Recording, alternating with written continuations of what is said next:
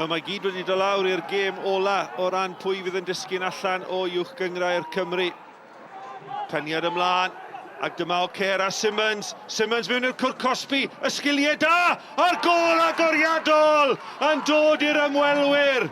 Ac O'Kera Simmons yn ailadrodd i gampau ym mis Awst. Nath e sgorio ar sadwn agoriadol y tymor, a mae wedi sgorio gol eiraidd yma ym Pontypridd i roi Fflint ar y blaen.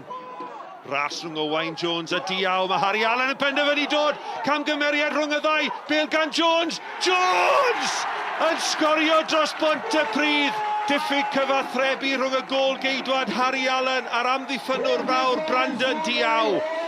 Ac Owain Jones sydd yn manteisio yn cadw i ben a ergyd trod dde mewn i'r gol wag. Not yn erbyn Garrett, chwilio'n fodfedd o le. Mae'n croesi'n mewn yn dda, ac yna Jared Wright yn taro'r bar. Ergyd wych gan yr amddiffynwr ar ei drod dde. Harry Allen yn gwylio'r bêl yn taro'r trawst. Acba Acpro yn rhyddhau Mwdimu. Mwdimu mewn y canol, a dyna'r is Cadarnahu! A mae Cadarnahu wedi rwydo i gol gynta i'r Fflint, ac am gol bwysig yr yw i. Mae'r Fflint nôl ar y blaen. Pontypridd 1, y Fflint 2, i ni hanner ffordd trwy'r ail hanner. Mae pedwar yn disgwyl y croesiad, dyma hi'n dod mewn i'w lle ansicr, ac mae gol! A Tom Davies wedi rwydo gyda'i ben o groesiad Corey Jenkins. Wel, os tro arall yng nghwt y gêm hon ac yn y tymor hwn. Richards cymryd y gecrydd yn fyr, digon o amser gan Elliot Richards. Mae'n Crimani ddim mewn!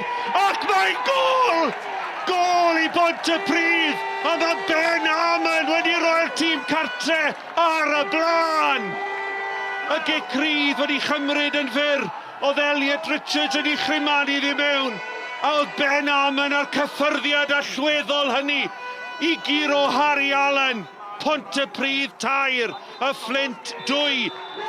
A dyna ni, y chwiban ola yma ym Pontypridd. Mae Fflint wedi colli'r frwydr, ond ydyn nhw yn mynd i syrthio. Lee, a dramatic afternoon of football in every sense, but one that sees Flint Town United relegated from the Cymru Premier. Your first reaction? Just disappointment. Game management was poor.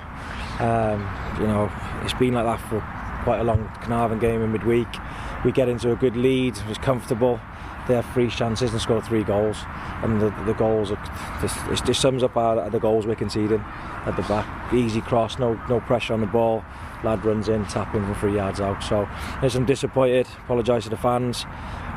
We've got some serious work to do now over the summer. They've worked their plums off for me all season, and it's not been the right result we wanted. But you try and analyse a game that you've just lost and been relegated in, it's very difficult to comprehend what you actually want to say. So we'll sit down, we'll digest it, we'll go over now again with the recruitment, right characters in. We're going to need some big characters in the league below, and then we'll have a good go at it next season. Andrew, a dramatic afternoon here at Pontypridd. Sum up your emotions after that fantastic win. Proud, obviously.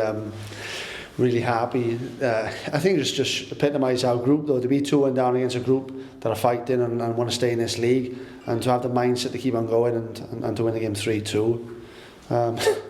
Just mental, yeah. Owain Jones, llongyfarchiadau, 3 phwynt pwysig arall ar ddiwedd tymor hir, ond 3 phwynt dramatic.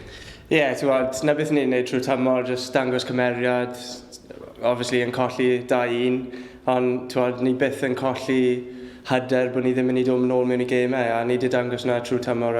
Nice I gorffen off eddi yn yr un fath a beth ni wedi neud trwy tymor. I can't speak highly of this group. Christmas time we were sort of down and out probably, and favourites go down, and it's been a remarkable turnaround. So that's what we've got. We've got character, we've got hunger, we've got desire, and we've got some quality. As you reflect back on the season, how would you sum up Pontypridd in their first season in the Cymru Premier?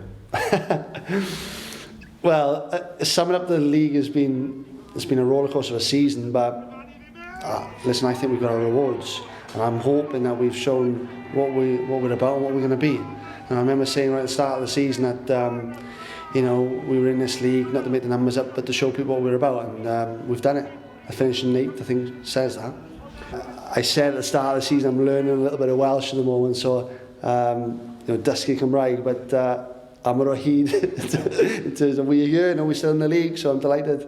Well, if you do take a short break and you visit Aberystwyth, I'm sure you'll be given the freedom of the town.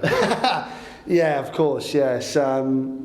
Well, you know, I know Taff as well, so no doubt he'll give me a text later on and meet me up for a pint. But no, it's about Pontypridd.